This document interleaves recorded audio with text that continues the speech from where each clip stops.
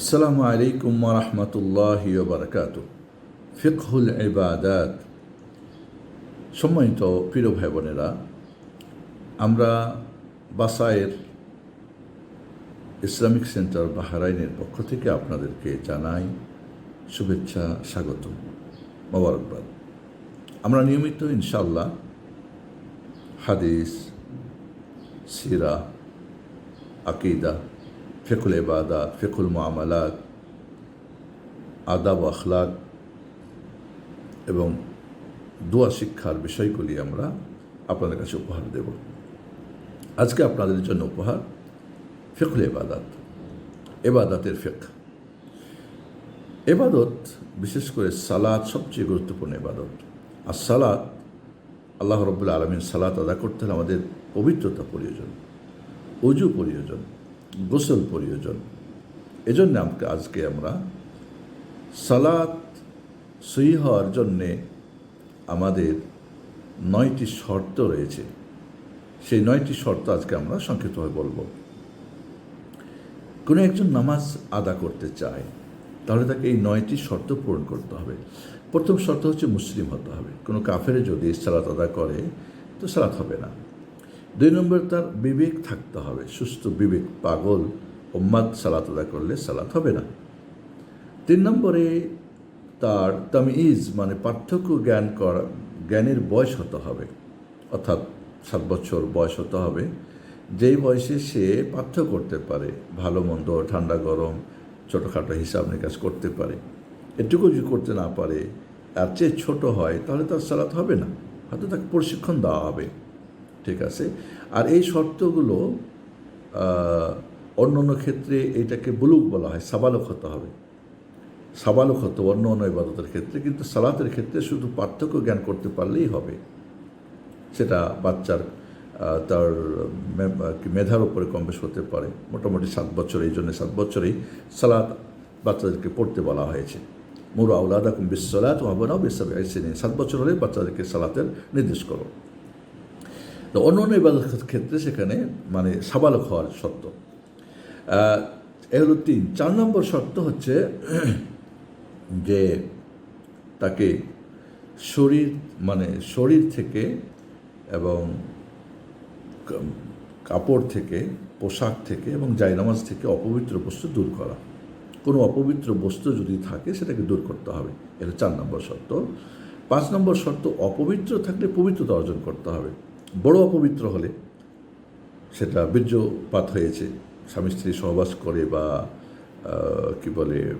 স্বপ্নদোষ হয়ে, বা মহিলাদের হাইজ নেফাস বন্ধ হয়েছে, বড় যেটা ফরজ গোসল, সেখানে গোসল করে তাকে পবিত্রতা অর্জন করতে হবে।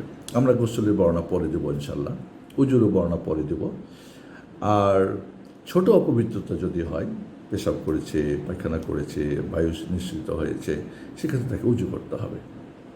যদি উজু করতে না পারে বা গোসল করতে না পারে, তো তায়াম্মুম করতে হবে।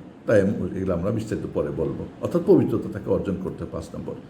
7 নম্বর হচ্ছে যে তাকে এখানে একটা মনে রাখতে আমাদেরকে, যে পবিত্রতা অর্জনের ব্যাপারটা আমাদের মনে রাখতে হবে যে সালাতের আগে পবিত্রতা অর্জন যদি কেউ না করে সালাত শুরু করে দেয়, তাহলে তার সালাত আবারও তাকে রিপিট করতে হবে। কিন্তু অপবিত্র বস্তু দূর করতে পারে নাই, ভুলে গিয়েছিল, শরীর থেকে বা তার পোশাক থেকে বা নামাজের পরে মনে হয়েছে, তাহলে সেটা রিপিট করতে হবে না। কারণ একটা নির্দেশ আর একটা নিষেধ। এই নিয়ে আমরা পরে কথা বলবো ইনশাআল্লাহ। তাহলে হলো 6 নম্বর। 7 নম্বরে যে শর্তটা, সেটা হলো যে তাকে নামাজের জন্যে তার 17 ঢাকতে হবে। পুরুষদের জন্য 17 হচ্ছে 2 কাঁধ আর নাভি থেকে হাঁটু পর্যন্ত। এতটুক ঢাকলে তার সালাত হয়ে যাবে। আর মহিলাদের জন্য পুরো শরীর ঢাকতে হবে। যদি তারা মহিলা পরিবেশে হয় বা একাকী সালাত বা মাহারাম পুরুষ আছে, সেখানে গায়ের মাহারাম পুরুষ নেই, বেগানা পুরুষ নেই, তাহলে তার মুখমণ্ডল এবং তার কবজি থেকে হাড় এই পর্যন্ত খুলে রাখতে পারবে। বাকি সমস্ত শরীর, এমনকি পায়ের পাতা পর্যন্ত ঢেকে তাকে সালাত আদা করতে হবে, না হলে তার সালাত হবে না।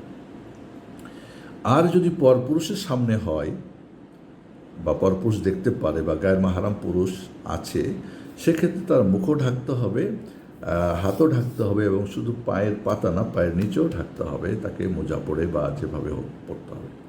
এই হলো মহিলাদের সতরের ব্যাপার। আর পুরুষের 2 কাঁধ আর নাভি থেকে হাঁটু পর্যন্ত ঢাকতে হবে।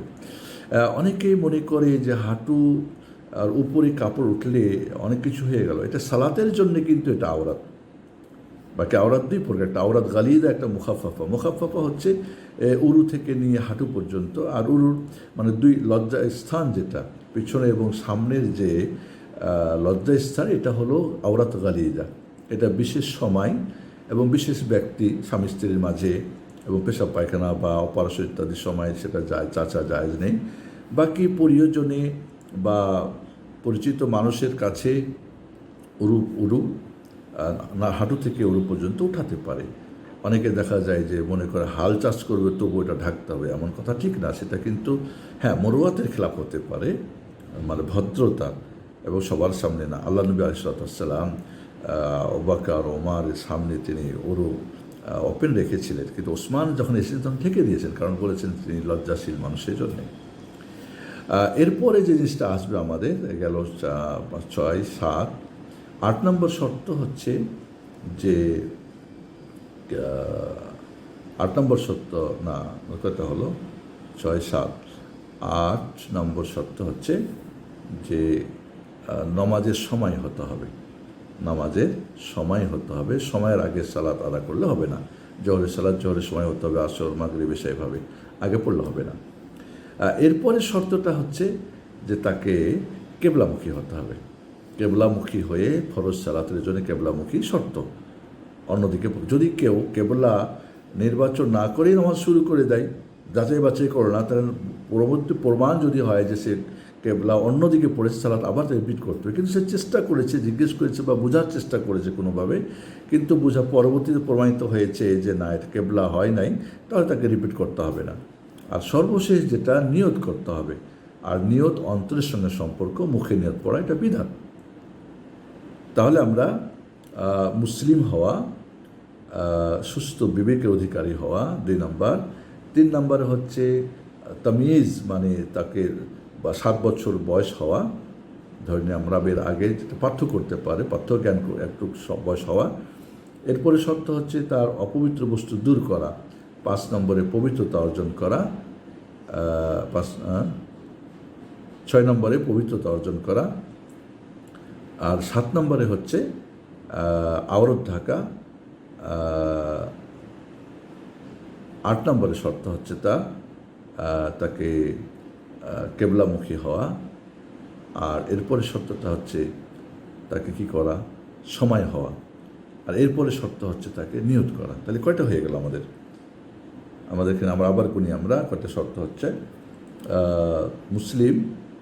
মুসলিম হওয়া বা সুস্থ বিবেক অধিকারী হওয়া, পাঠ্য জ্ঞান হওয়া, এটা কিন্তু যে কোনো ইবাদতের জন্য শর্ত। তাহলে মূলত এখানে শর্ত হবে অপবিত্র বস্তু দূর করা, আর পবিত্রতা অর্জন করা, আওরত ঢাকা, নামাজের সময় হওয়া, কেবলামুখী হওয়া এবং নিয়ত করা। এই 6টা শর্ত হলো মূল। এই 6টা শর্ত ব্যতিরিকে সালাত হবে না। নিয়তের ব্যাপারটা আমরা অনেক সময় গড়বড় করি।